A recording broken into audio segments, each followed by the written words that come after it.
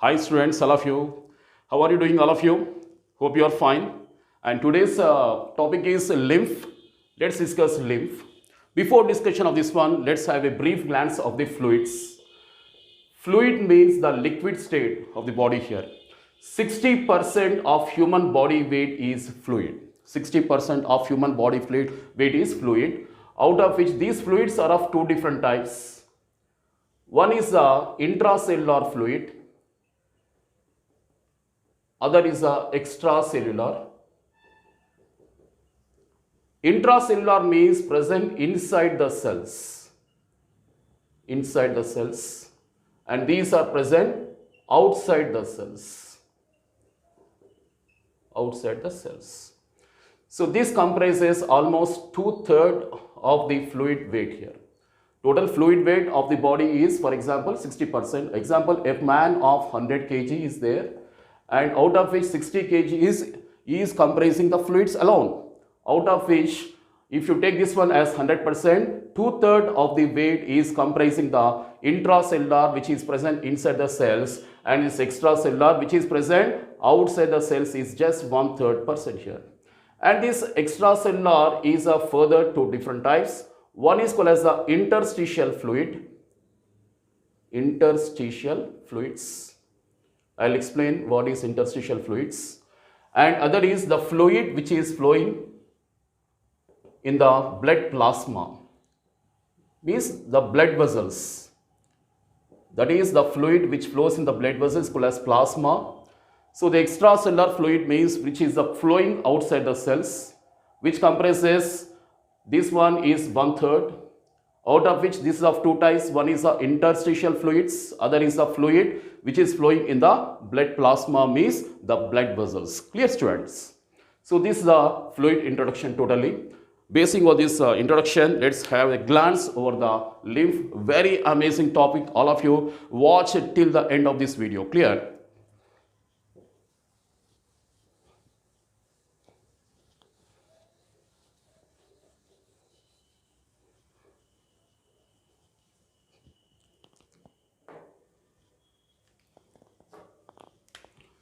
And before discussing actual topic, what is the lymph, let's have a brief glance over the structure of the heart.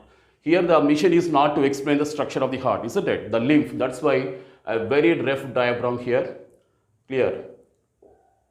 So this is the right atrium, left atrium, right ventricle, left ventricle. The right atrium receives the deoxygenated blood. Here I am drawing with the blue color one. Deoxygenated blood is received here, and these are the veins called as caval veins here, or greater veins called as vena cava, and that is pumped to the right ventricle. From right ventricle, the deoxygenated blood is now moving to the lungs for oxygenation, and this is done by the pulmonary arteries.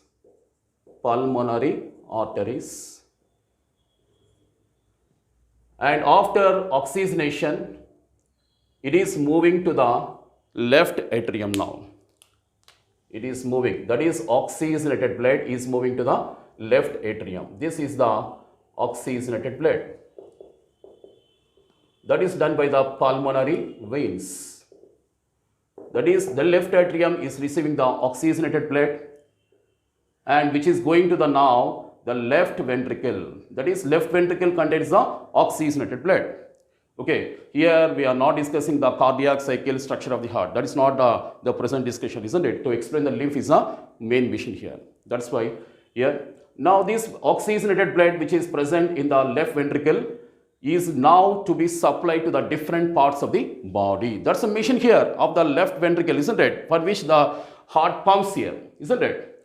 So these arteries, these are the arteries, systemic arteries. They're called as the systemic arteries. Okay, carries the oxygenated blood, and this is the deoxygenated blood, this is the oxygenated blood. Oxygenated blood is carried by the systemic arteries to be supplied the oxygenated blood to different parts of the body here, isn't it? So these are the arteries which divides into the smaller arteries here. The smaller arteries here are called as the arterioles. The smaller arteries are called as the arterioles. Now these arterioles, they divides into the further smallest blood vessels here, called as very smaller blood vessels called as the capillaries. They are called as the capillaries here. So these are the capillaries. Okay. So these are called as capillaries here. These are the capillaries. And capillaries further divide again into the smaller ones. They are called as the venules. These are called as the venules. And venules, they unite to form which one? Veins here. This is the arrangement here. I repeat here, veins. They carry the deoxygenated blood from different body parts. The caval veins, greater veins are there called as vena cavae. And they supply to the right atrium, from right atrium going to the right ventricle, and to the picked up by the pulmonary arteries to the lungs for oxygenation. Upon oxygenation, oxygenated blood is picked by the pulmonary veins and supplied to the left atrium. That is, the left atrium contains the oxygenated blood, and going to the left ventricle here, the left ventricle contains oxygenated blood, and which is pumped outside by the systemic arteries. Here systemic arteries are there here. Systemic arteries. Okay, the oxygenated blood is pumped here, and these are the arteries which subdivided into the smaller arteries. The smaller arteries here are called as the arterioles. The arterioles further divide into the capillaries. These are the capillaries. The black ones I drawn here, they are called as capillaries. The capillaries again here, they unite us to small venules here, isn't it? They join to form here smaller venules here. The venules, all these venules further join to form a larger vein, and the deoxy blood is supplied to the right atrium. This is the arrangement. Okay, so this is called as the closed type of circulation here. Closed type of circulation here. Because the main blood circulation, the main blood moves in the closed veins here. Okay, this is the arrangement here. But here, thing is there, the main thing, because the main intention of blood circulation is which one? To supply the nutrients, oxygen and other essentials to the body cells for the metabolism, isn't it? That's the main mission here. That's why the heart is pumping the blood. So how that is done, let's discuss now the amazing topic here. So these are called as capillaries. Interspersed among the capillaries, what are present means the tissues are the present here. Cells are present. These are the cells. Cells. So these are the body cells. Different body cells are there. And some gaps are there. These gaps are called as the tissue spaces. So these are the body cells. The gaps are called as the tissue spaces. Tissue spaces. Clear? Now this is a capillary now. I will draw here separately. This is the capillary. Center structure. This structure is drawn here to explain you separately, isn't it? So this is a capillary.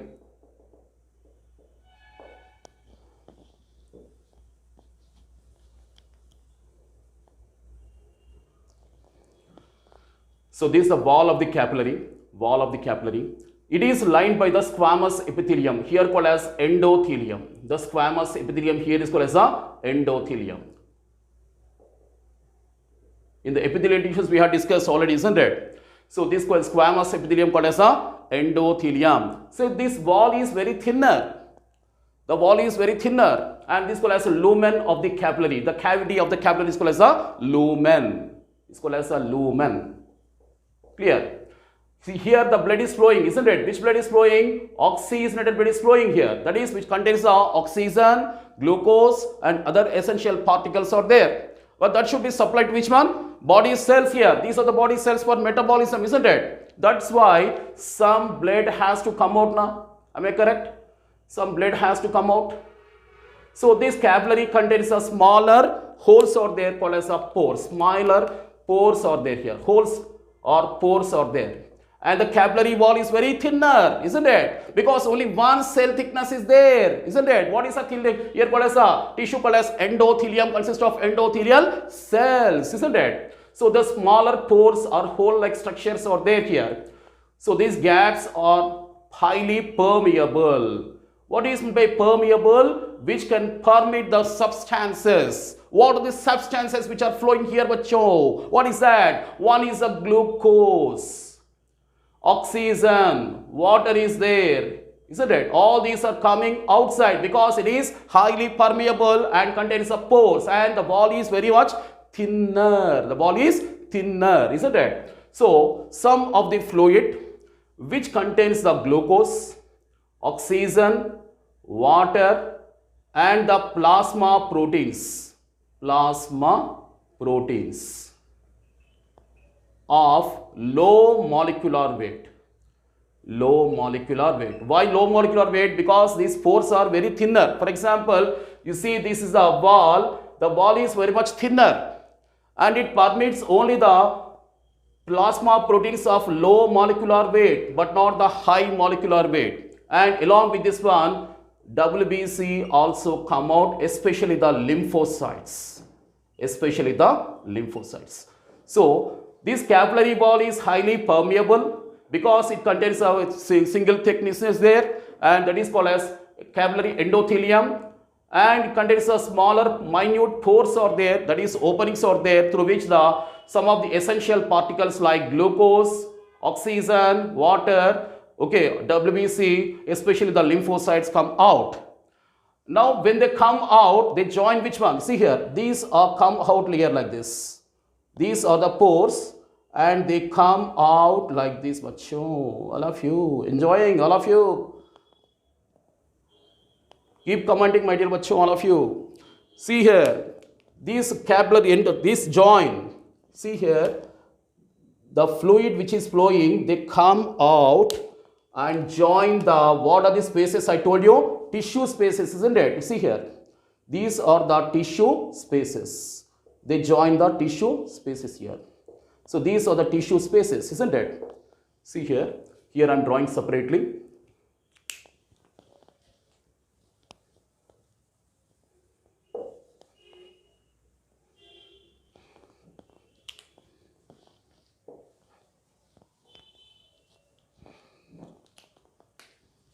So this is a capillary,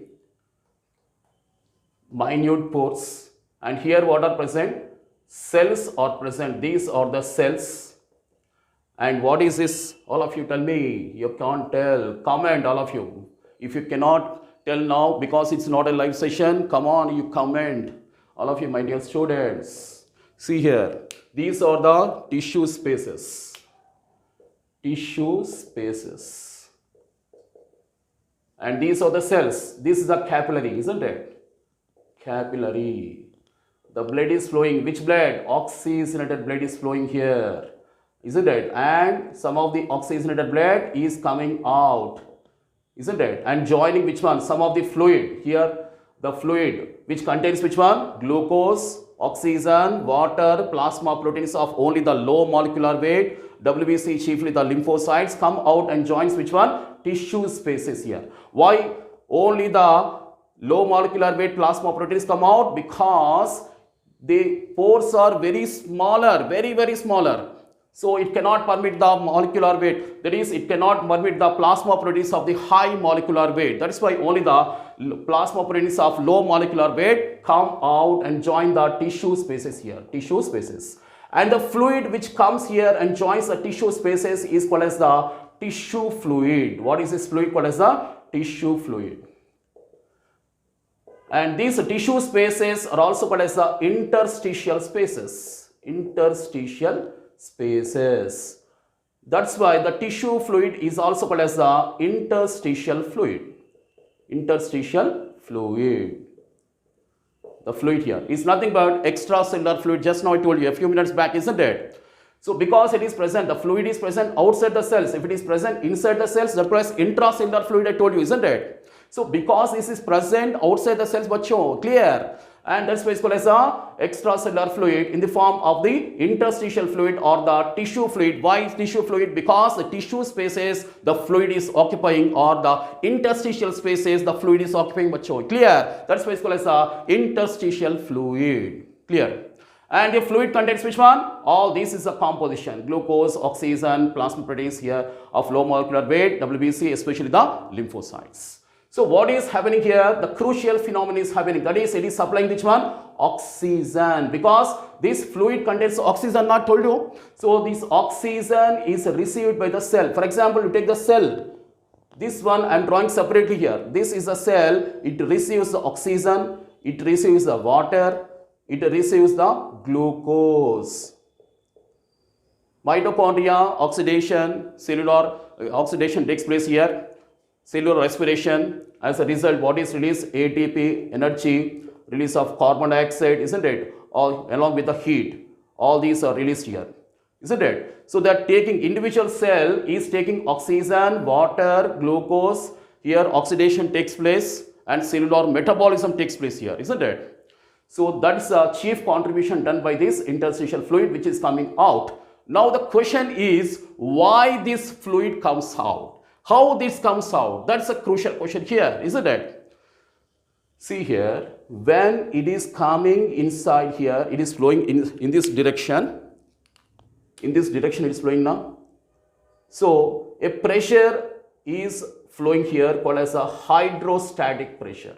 Hydrostatic pressure present at the arteriolar end. This is the arteriole, isn't it? The hydrostatic pressure. What is this hydrostatic pressure? The pressure exerted because of this gravitational here. Some sort of this here gravitational force is operating here, isn't it? That's called as a hydrostatic pressure is operating, which is present at the arteriolar end. You see, this is a capillary.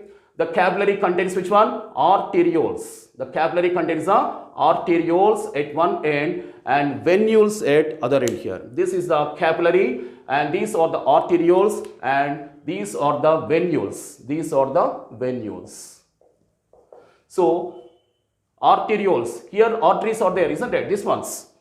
The hydrostatic pressure is present at the arteriolar end. Hydrostatic pressure, which is present at the arteriolar end, because of which the fluid is coming out here, because of which fluid is coming out from the capillaries. Some of the fluid present in the blood vessel here called as capillary coming out here and it compresses this one. That's because of the hydrostatic pressure present at the arteriolar end, and this fluid is joining which one? Tissue spaces. The fluid is joining the tissue spaces here. That's why it's called as the tissue fluid, and this also called as the interstitial fluid, so that it is supplying, the fluid is supplying the oxygen, water, glucose for metabolism. As a result, carbon dioxide, all these are released from the cells. That's the matlab here. That's because of the hydrostatic pressure. Okay, but if you take this total fluid which is present here as 100%, this tissue fluid, for example, is 100%, 85% returns back here. 85% of the fluid returns back. That is, they are going out here. For example, here is a fluid which is coming and 85% of the fluid is returning back here. Approximately how much is returning back? 85% of the fluid which is present in the tissue spaces, or interstitial spaces, out of which 85% is returning back to which one? Main blood circulation present in the which one? Capillary. Towards which end? Venular end. Because why it happens? Because of the osmotic pressure. Because of the osmotic pressure present at which end? Venular end. At the venular end. So how many pressures are there? One is a hydrostatic pressure present at the arteriolar end, towards the arterioles, because of which the fluid is coming outside from the capillaries, isn't it? And joining the tissue spaces, and 85% of the tissue fluid or interstitial fluid which is present here returns back returns back to the main blood circulation present in the capillary because of the osmotic pressure present at the venular end. These are the venules, I told you, venules, isn't it? So what is the pressure present here? Osmotic pressure. Now question is why the osmotic pressure is formed. That's a basic question here. I'll explain. No. Okay, osmotic pressure means, I told you just now that only the plasma proteins of low molecular weight are coming out, isn't it? And joining the tissue spaces, only the plasma proteins of low molecular weight are coming out and joining the tissue spaces. That is, the plasma proteins of high molecular weight are there, along with some of the low molecular weight proteins are also present here. That is, more plasma proteins are present in the capillaries. More plasma proteins are present in the capillaries. Less plasma proteins are present in the tissue spaces. It causes the osmotic pressure. It causes the osmotic pressure. Towards which end, bacho? That is called as a venular end. Osmotic pressure is present at the venular end. Why this happens? Because more plasma proteins are present in the which one? Capillaries towards the venular end, isn't it? And less plasma proteins are present in the tissue spaces. It creates a osmotic pressure at the venular end. That's why 85% of the tissue fluid returns back here. But now here, approximately how much is written here? Approximately 15%. 15% is retained in the spaces here. And still it is called as a tissue fluid because it is present still in the tissue spaces only, interstitial spaces only. That's why it's called as a tissue fluid or interstitial fluid. Now actually, how much is present here now? 15%. Only 15%. But you have to remember that it is actually a part of the main blood circulation which is retained here. Now what is the fate of this one? It has to enter the main blood circulation because it is a part of the main blood circulation now. Actually it should be entering. How it enters? Which one is carrying here? That is called as a lymphatic capillary. My huna. It says my huna. I will carry you. No need to worry. 15% of the interstitial fluid. It is carried by the lymphatic capillaries. How this happens? Let's discuss now. The 15% of the fluid which is written by this one here, interstitial spaces, is carried by the lymphatic capillaries. How this is carried and what is the state? Let's discuss now. Clear?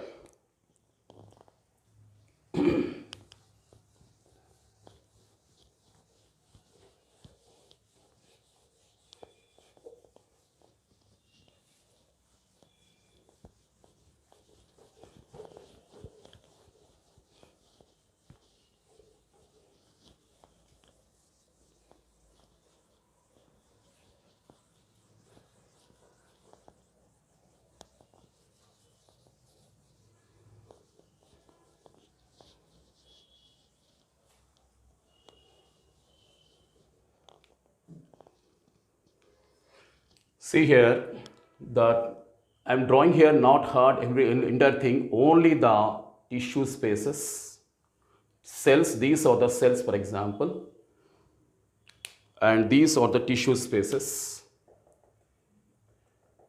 which contains the fluid.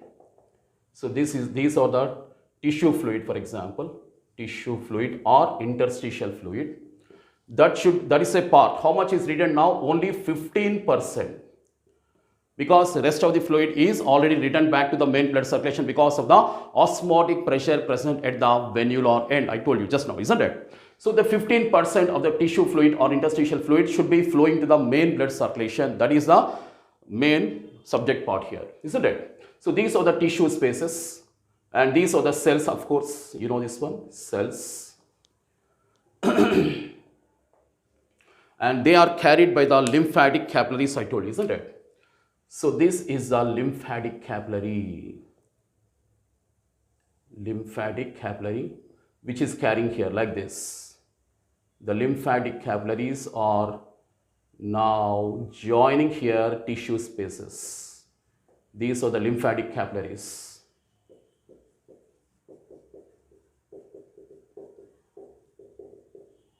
Lymphatic capillaries, they are just like blood capillaries. There is no difference.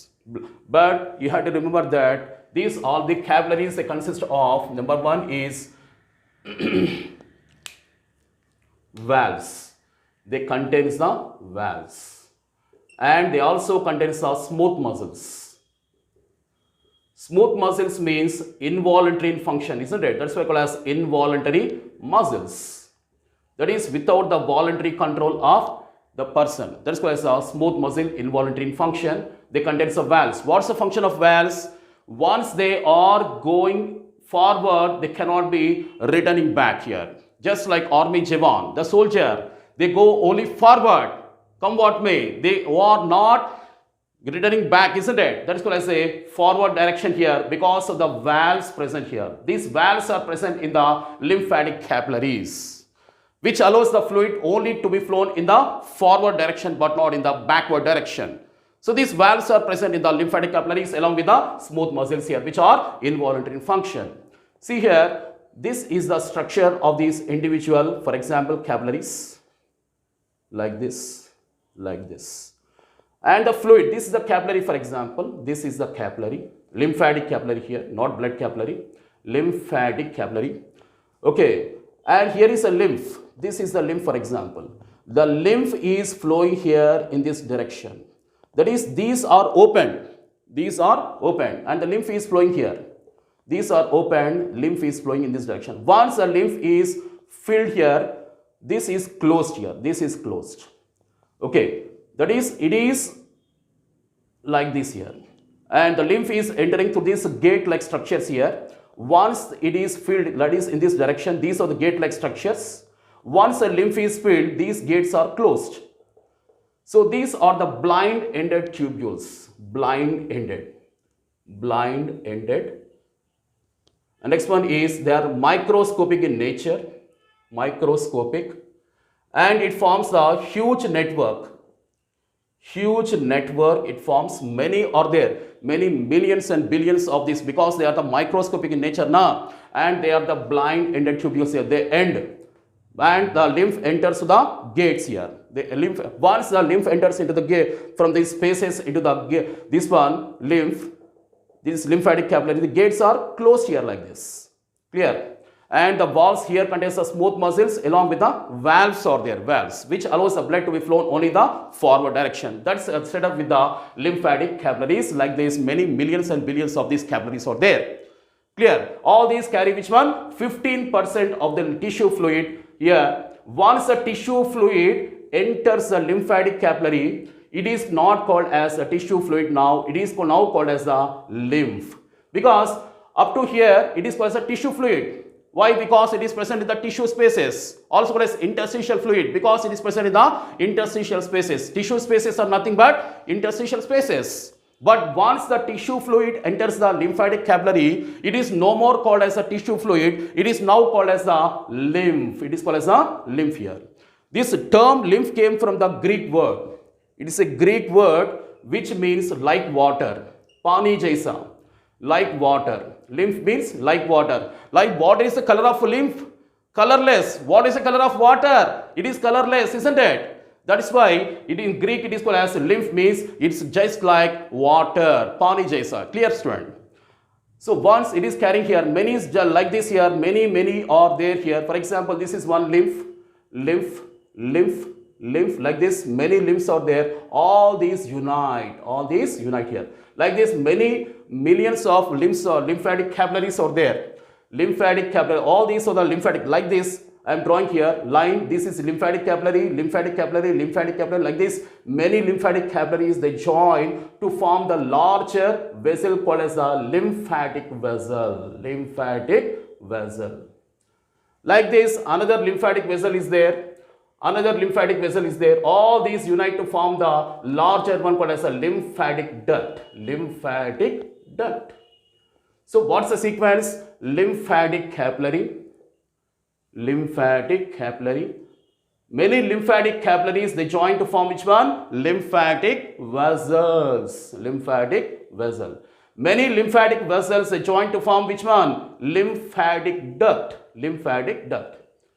It is like a tree, inverted tree, not just tree. For example, you take tree. How is a tree? It is like this. A trunk is there, it contains the branches and many sub branches are there, isn't it? But if you reverse this one, inverted one, how is that? Like this here. So inverted tree-like fashion here, because many lymphatic capillaries, they join to form a lymphatic vessel. Many lymphatic vessels, they join to form the lymphatic duct. Lymphatic duct here. Clear, student? So this is a setup here. Now where is it flowing? It is flowing from downward to the lower neck region here. Lower neck region, because the blood flow is very much lesser. That's why it is flowing towards the lower neck region. So which one is carrying the lymphatic capillaries, where they join to form the vessels? Many vessels they join to form the lymphatic duct. Now this largest lymphatic duct of the human body, largest lymphatic duct of human body is called as left lymphatic duct. Left lymphatic duct, also called as thoracic duct, also called as chyliferous duct, also called as chyliferous duct. So which is the largest lymphatic duct of the human body? Important point. It is called as largest lymphatic duct is the left lymphatic duct, also called as the thoracic duct or chyliferous duct. It carries the lymph from lower parts of the body. Okay, all the lower parts of all the lymph which is present in the lower parts of the body, and all the lymph which is present in the left side region. For example, left side means here whichever is present in the towards the left side is also carried by the left lymphatic duct. That's why it's called as the left lymphatic duct. So it's the largest lymphatic duct of the human body. I told you that many capillaries they join to form the vessel, and many vessels they join to form the duct, isn't it? Like these two ducts are there, and two lymphatic ducts are there. One is called as the left lymphatic duct, other is called as the right lymphatic duct. Right lymphatic duct. LD means lymphatic duct here. Right lymphatic duct collects the lymph from the right side of the body. That's why it's called as right lymphatic duct. And left lymphatic duct collects the lymph from the left side of the body. Hence it is called as the left lymphatic duct. This also carries not only the left side of lymph but also the lower parts of the body. That's why this left lymphatic duct is the largest lymphatic duct of the human body here. Like these two lymphatic ducts are there. Now where they pour, let's discuss now. Where they actually pour, let's discuss.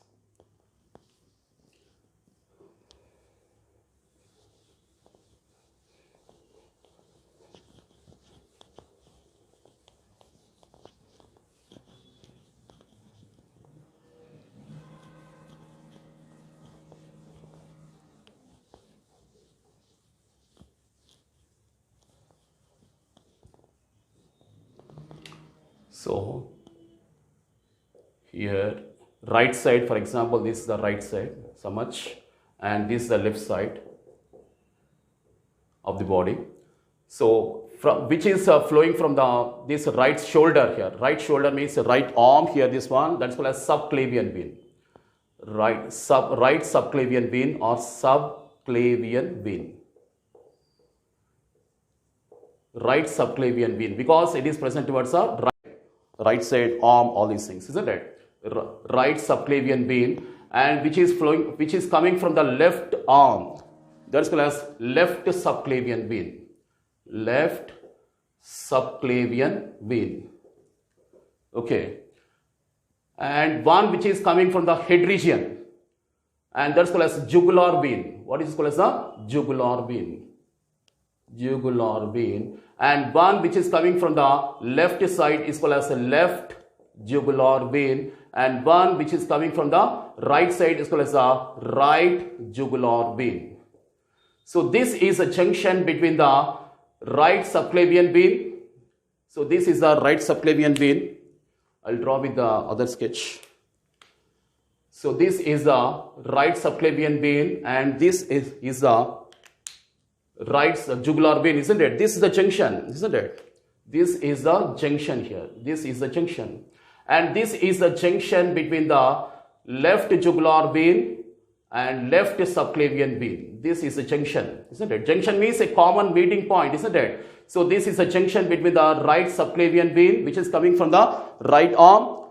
This is a junction between, this is the, okay, coming from the right jugular vein. This is a junction, common point. and this is from the left jugular vein and left subclavian vein. This is a common junction. Two common junctions are there. So this right lymphatic duct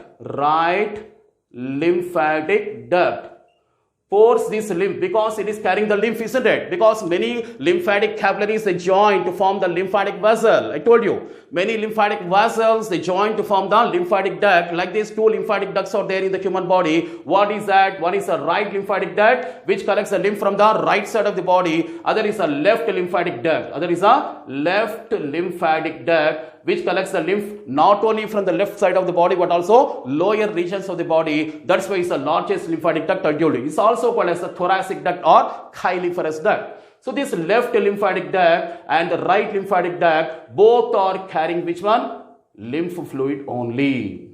Common lymph fluid, isn't it? So this left lymphatic duct pours the lymph at the junction between which one? Left subclavian vein and left internal jugular vein. This is the junction. So this one is pouring here.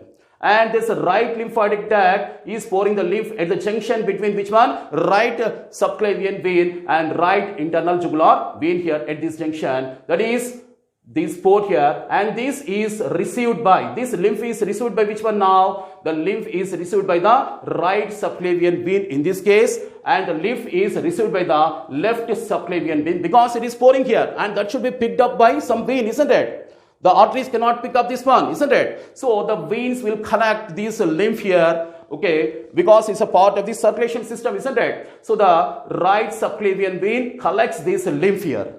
Okay, and this left subclavian vein collects this lymph here. That is, both the subclavian veins, right and left subclavian veins, are receiving the lymph here. Once it is received into the vein, here for example, this is a right subclavian vein and this is the left subclavian vein. Both are receiving here and both are picked up here. This contains a lymph, this contains a lymph. Both are here poured into the superior vena cava. Vena cava. You're following, student? So this also called as precaval vein or superior vena cava receives this lymph here, and from the superior vena cava it enters which one? I told you just now, superior vena cava to the right atrium, because right atrium receives the deoxygenated blood, isn't it? From superior vena cava it enters here, that is, it enters the venous system, and that is picked by the precaval vein or superior vena cava. Then it enters the right atrium. That is, it is now entering which one? Venous system. Once it enters the venous system, it is collected and poured into the right atrium here. Clear, student, all of you? I think it's very, very clear, isn't it? Now please all of you type in the comment blocks, my dear bachcho, all of you. Now let's discuss how this is not flowed here. It is not going back once, because why I told you, because it contains a valves are there, isn't it? Valves prevent the backward flow. Other thing is, it also contains a smooth muscles. Smooth muscles means involuntary muscles, their rhythmic contraction and relaxation. Because of the rhythmic contraction and relaxation, what happens? It is moved only forward direction here. Why? Because it sets the peristaltic waves of contraction. Because it sets the peristaltic waves of contraction. Because of these peristaltic waves of contraction of the smooth muscles, the lymph is flowing forward, and its prevention is backward prevention is prevented because of the valves here.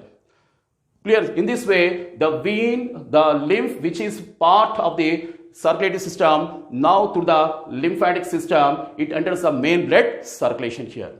Clear? Now I told you the lymphatic system, isn't it? The lymphatic system is comprised by the lymph, of course.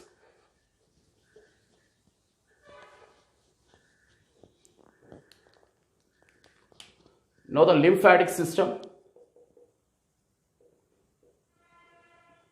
comprise number one, lymph, lymphatic vessels, lymphatic capillaries, lymphatic vessels, and lymphatic ducts, that is, which carry the lymph fluid. Number three is lymphoid organs. Lymphoid organs. Spleen is the largest lymphoid organ. Very important tidbit. Spleen is the largest lymphoid organ. spleen, lymph nodes, thymus, vermiform appendix, etc. are the lymphoid organs, which contains the highest concentration of lymphocytes. The immune cells, that is a type of WBC or as here, agranulocytes here called as the lymphocytes, which are the immune cells. The highest concentration of lymphocytes are present in the lymphoid organs. This constitutes the lymphatic system. This lymphatic system is common to the circulatory system. Very important point. It is common to the circulatory system as well as the immune system. Immune system. Lymphatic system is a common system both for this circulatory system and immune system. Clear? Now, what are the functions of this lymphatic system here? Lymph. What are the functions?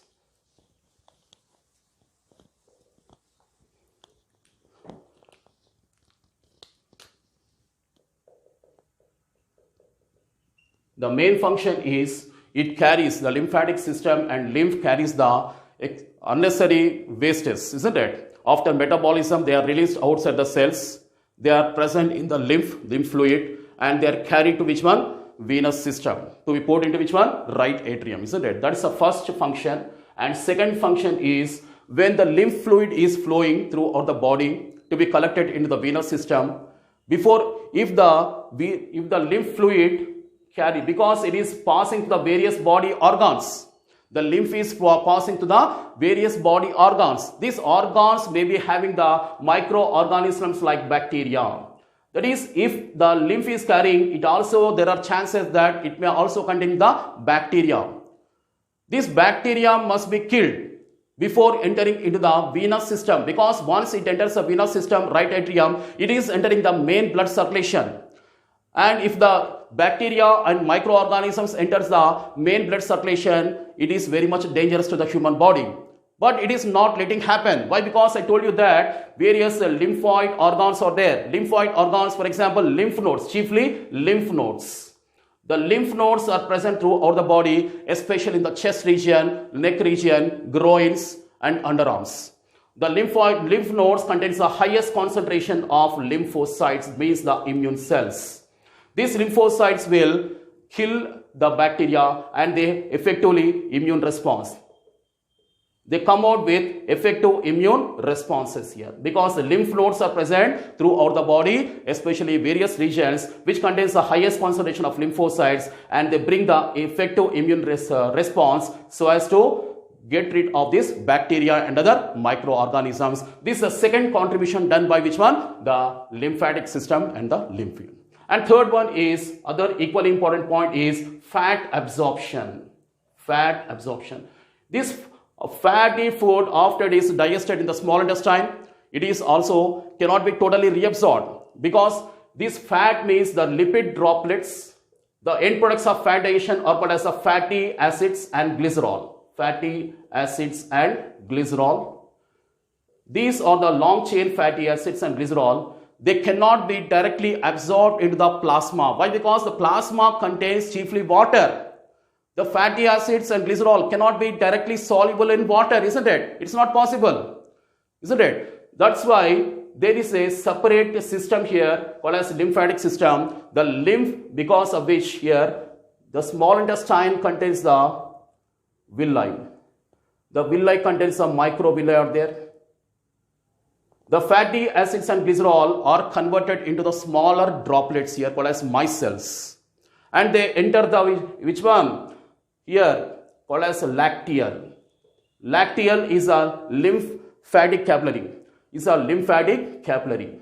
Lacteal is a lymphatic capillary.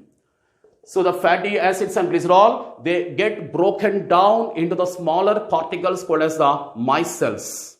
After which they are moving back to which one? Lymphatic capillaries.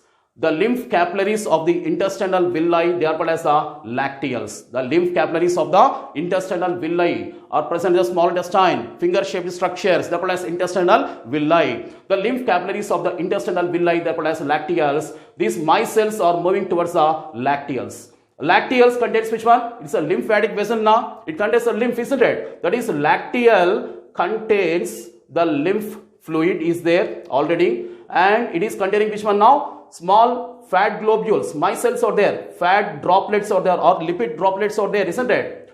Droplets. But they are not mixing. Why? Because there is it's called as emulsion. The fat droplets cannot directly mix with the lymph here. That is, they get emulsified. Okay. And now they are entering the lymphatic system and now entering the main blood circulation to the lymphatic system here. Clear, student, all of you? So these are the functions of the lymphatic system. Now what is the composition of this one? Let's discuss now. What is the composition of the lymph?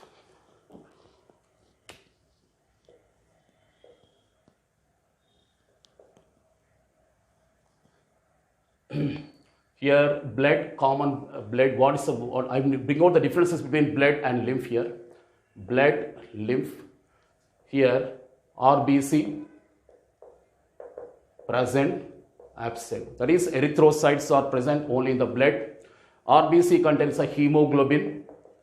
That's why blood is red in color. But here, hemoglobin is absent. That is why it is colorless. First point. Number two, platelets. Blood platelets or thrombocytes are present here, whereas here absent. Next one is WBC, present. All types of WBC are present. Here also present, especially the lymphocytes. Especially the lymphocytes. Next one is the plasma proteins. The plasma proteins are present here. The plasma proteins of high molecular weight are present along with the low molecular weight. But here only the low molecular weight plasma proteins are present here. Clear, students? So this is a composition of lymph here. It contains the highest concentration of WBC along with the lymphocytes here, and RBC, hemoglobin and platelets are totally absent. And why it came out? To supply glucose, oxygen, etc. here, isn't it? The tissue fluid is coming out, and that's the composition of the lymph here. Hope you enjoyed the session, my dear all of you. Bye, all of you, students. God bless you all. Bye, student, all of you.